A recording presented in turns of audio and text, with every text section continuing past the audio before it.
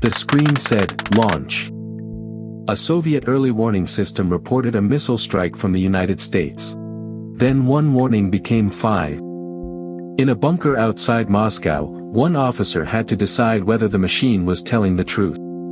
To understand what he did, we have to begin inside Serpukhov 15. His name was Stanislav Petrov. To understand that night, start with the autumn of 1983. By September 1983, tensions between the superpowers were unusually high. 25 days earlier, a Soviet fighter had shot down a Korean airliner, Flight 007, killing everyone on board, and each side had begun to read the other's moves as a possible prelude to war. What both feared most was a surprise first strike. A wave of missiles that would arrive before anyone could answer. The rhetoric on both sides had hardened, military exercises had grown larger, and Soviet intelligence had been ordered to watch, around the clock, for the earliest signs that the West was preparing to attack. It was a year in which people on both sides were primed to expect the worst.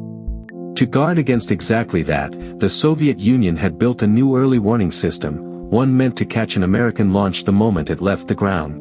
A satellite that spotted the launch itself could give warning several minutes earlier than ground radar could, and that head start was the reason the system existed. It was young. It had never been tested by a real attack. And on the night of September 26, it was being watched from a bunker called Serpukhov 15. Inside, the officer in charge was Lieutenant Colonel Stanislav Petrov, an engineer who knew the new system well. The system was called Oko, Russian for the Eye. It was not a single satellite but 7, moving along long, looping orbits that held each one high over the northern hemisphere for hours before it swung away and the next took its place. From up there they did not look straight down at the American missile fields. They watched them edge on, against the rim of the Earth. Looking along the edge, rather than down, kept the bright, warm face of the planet out of the frame, so that the narrow flare of a rocket engine would stand out sharply against the cold black of space.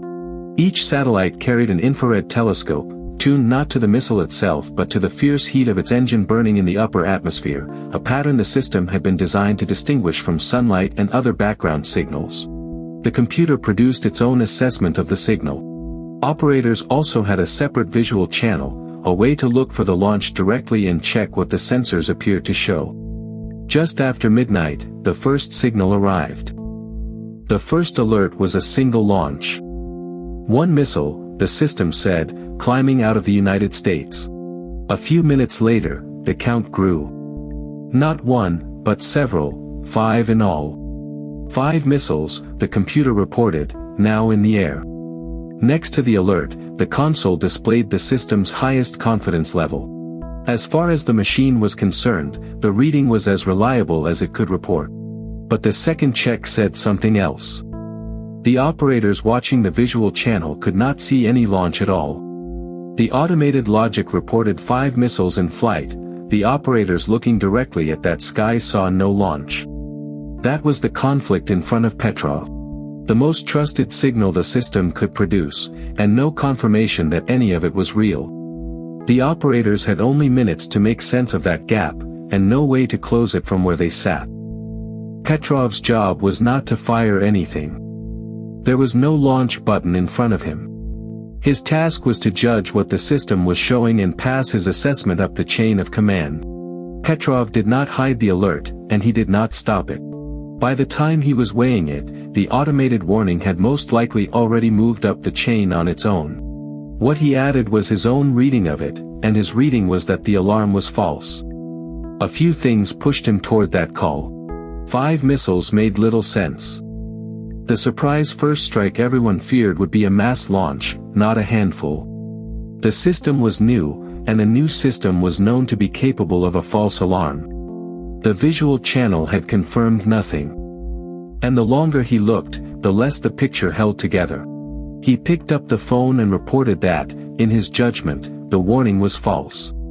Years later, asked how certain he had been, he did not claim to have known. He put his own odds at about 50-50. He was making the best call he could, with half the picture missing in very little time. Ground radar could provide an independent check, but only after the missiles rose above the horizon. Below the satellites, the Soviet Union had radar scanning for anything that had physically come into view. If 5 missiles were really on their way, the radar would see them, but not straight away. Radar reaches over the curve of the Earth only once a missile has climbed high enough, and that would not happen until the warheads were already close, perhaps 15 or 20 minutes from their targets. Radar was the second layer of the warning system, slower than the satellites, but watching for a real object rather than a point of light. Radar provided a separate physical track once an object rose above the horizon. On this night, though, it was still too early for radar to say anything at all. So at the moment of the alert, the radar had nothing to add. It could not confirm the attack, and it could not rule it out. It could only wait. And so they waited, the satellites reporting 5 missiles, the radar silent, the minutes passing. Ground radar never detected incoming missiles. The satellite warning was false. The system had reacted to something real. A formal investigation set out to find what. That night, close to the autumn equinox, the sun sat at an unusual angle relative to the American missile fields and the satellite passing overhead. Sunlight struck the tops of high-altitude clouds and reflected upward into the satellite's infrared sensors, from almost exactly the direction a real launch would have come. The sensors themselves were not broken, they detected a genuine burst of light. What failed was the step after. The system's logic read that reflected sunlight as the heat of a rocket, 5 times over. Investigators concluded that reflected sunlight had been misclassified as a launch.